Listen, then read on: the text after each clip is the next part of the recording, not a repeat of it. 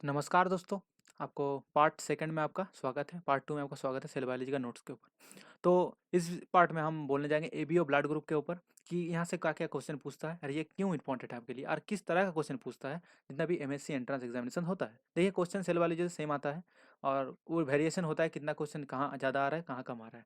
तो इसको अच्छे से पढ़िएगा, सबके लिए इंपॉर्टेंट है, कोई भी एग्जामिनेशन के लिए। तो एबीओ ब्लड ग्रुप में क्या होता है कि आप लोगों को पता होता है कि अगर ए एंटीजन है तो आपका ए ब्लड ग्रुप होता है, अगर बी एंटीजन है तो बी ब्लड ग्रुप होता है, और कुछ एंटीजन नहीं है तो एच एंटीजन अगर है तो वो ब्लड ग्रुप होगा, और एच एंटीजन अगर नहीं है तो एंटीजन बनेगा ही नहीं, पहला बात। ठीक है। तो अगर आपको देखना, ये क्वेश्चन आपको नहीं पूछेगा।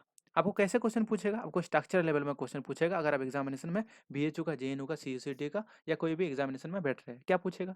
देखिए ये नॉर्मल स्ट्रक्चर है ओ एंटीजन का। ये ओ एंटीजन मतलब एच एंटीजन इसको बोला जाता है। ठीक है। ओ एंटीजन मतलब ओ ब्लड ग्रुप के लिए रिस्पॉन्सिबल है। तो अब क्या होगा, दो एंजाइम रहता है। अब जो एंजाइम को कोड करता है, जो जेनेटिक मटेरियल ऑलरेडी सेल में रहता है, तो अब दो एंजाइम रहता है, एक होता है galactose N acetyl glucose transferase और एक होता है गैलेक्टोज ट्रांसफरेज।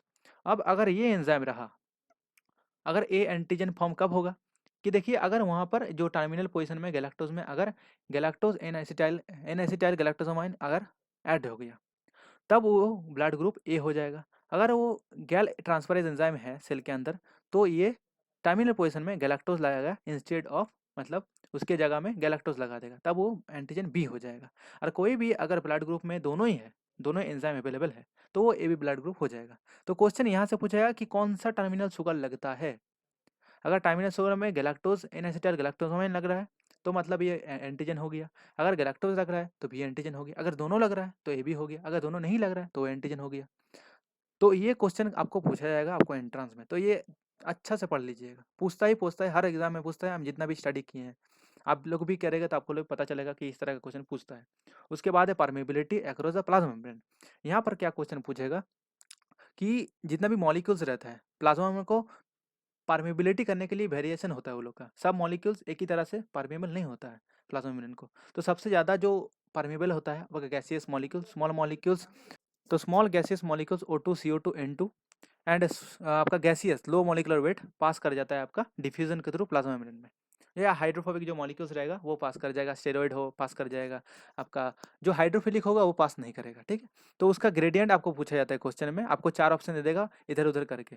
तो सबसे स्मॉल मॉलिक्यूल्स के बाद जो आपको पास करता है परमेबल होता है वो वाटर, आपका ग्लिसरॉल, यूरिया। उसके बाद जो ज़्यादा परमेबल होता है ग्लूकोज, सुक्रोज। उसके बाद जो परमेबल होता ही नहीं है वो होता है आपका आयंस मॉलिक। आयंस कभी भी पास नहीं करता मेम्ब्रेन में, उसके लिए स्पेसिफिक ट्रांसपोर्टर का जरूरत होता है।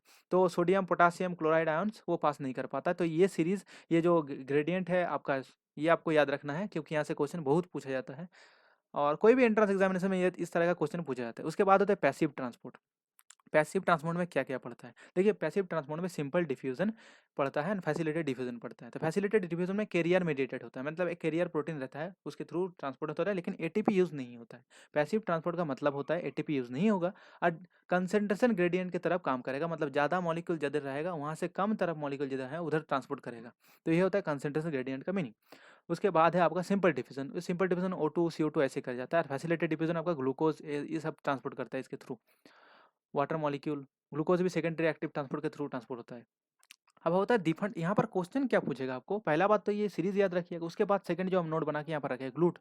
कौन सा ग्लूट रिसेप्टर, कौन सा ग्लूकोज ट्रांसपोर्टर, कौन सा जगह में मिलता है। तो यहाँ पर देख रहे हैं तो ग्लूट 1 जो है ना वो मिलता है आपको एरिथ्रोसाइट में। ग्लूट 2 कहाँ मिलता है? लीवर में। ग्लूट 3 कहाँ मिलता है? ब्रेन में। आपका ग्लूट 4 कहाँ मिलता है? आपका मेटाबॉलिक एक्टिव टिश्यू, मतलब आपका में मसल्स हो गया, आपका एडिपोस टिश्यूज, वहाँ वहाँ पर मिलता है। क्या होता है कि इंसुलिन आता है और एक वेसिकल्स में वो रिसेप्टर रहता है तो ओपन हो जाता है जाके, तो ग्लूकोज को ट्रांसपोर्ट करने में हेल्प करता है। उसके बाद आता है ग्लूट 5, ये तो स्मॉल इंटेस्टाइन में रहता है। ये ग्लूट्स बहुत ही इंपॉर्टेंट है, अच्छा से याद रखिएगा, हर क्वेश्चन में देता है, हर एग्जामिनेशन में देता है। ये CSI नेट हो जाए आपका, आपका PHU हो जाए, JNU हो जाए, CCT हो जाए, आपका जो भी एग्जाम हो जाए, ये लिस्ट अच्छा से याद रखिएगा। और ये जो ग्लूट प्रोटीन होता है वो 12 ट्रांसमेम्ब्रेन प्रोटीन। ट्रांसमेम्ब्रेन मतलब जो अल्फा हेलिक्स होता है उसको रैप करता है, मतलब एक बार दो प्लाज्मा मेम्ब्रेन को रैप कर करके ट्रांसमेम्ब्रेन जाता है, 1 2 बार 3 बार 4 बार 5 बार करके 12 तक जाता है और ग्लूकोज को ट्रांसपोर्ट करता है। तो ये लिस्ट अच्छा से याद रखिएगा, बहुत ही इंपॉर्टेंट है।